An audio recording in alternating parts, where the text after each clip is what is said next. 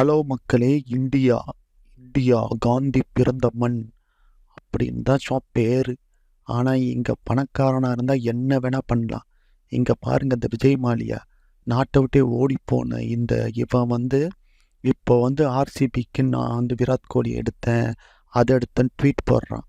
But நம்ம ஒரு சின்ன கடன் வாங்கினதுக்கு துரத்தி போய் அப்படி அசிங்கமா பேசி சில பேர்லாம் செத்தே போயிடுறான். அந்த அளவுக்கு டார்ச்சர் பண்ணுறாங்க சாதாரண மக்களை. ஒரு சின்ன திருடனை போட்டு போலீஸ் ஸ்டேஷனில் போட்டு செம்ம அடிப்பாங்க. ஆனால் இந்த மாதிரி பெரிய திருடன்களை விட்டுருவாங்க. இப்போது கொஞ்ச நாள் முன்னாடி பூனேயில் ஒரு 17 இயர்ஸ் ஓல்டு பையன் ஆக்சிடெண்ட் பண்ணி ஒரு 2 பேர் செத்து போயிட்டாங்க.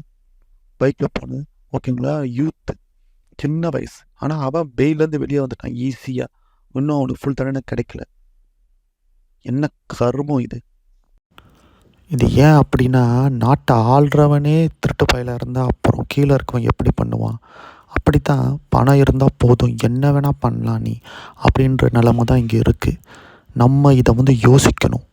அட்லீஸ்ட் ஒரு நல்ல தலைவர்களை தேர்ந்தெடுக்கணும். அப்படி இல்லைன்னா இந்த நாட்டில் இருக்கணுமான்னு கூட நீங்கள் யோசிக்கலாம். இல்லை இதை இப்படியே விட்டால் நாட்டை அழிச்சிருவாங்க. ஓகேங்களா? ஒரு காமன் மேனை போட்டு ஒரு புழுப்பூச்சி பண்ணுற மாதிரி ட்ரீட் பண்ணுவாங்க. ஆனால் பணக்காரனாக இருந்தால் என்ன வேணால் பண்ணலான்னு எடுத்துக்காட்டு தான் இதெல்லாம் நம்ம நியூஸாக பார்க்க சும்மா கடந்து போகிறத விட்டுட்டு கொஞ்சம் யோசிக்கணும். என்ன பண்ணணும்? இந்த நாடு நம்மளுக்கு தேவையா? மாற்ற முடியுமா? நம்ம வருங்கால ஜெனரேஷன் என்ன ஆகும் அப்படின்னு கண்டிப்பாக யோசிக்கணும். ஓகே கைஸ், யோசிங்க, சப்ஸ்கிரைப் பண்ணுங்கள். பாய்.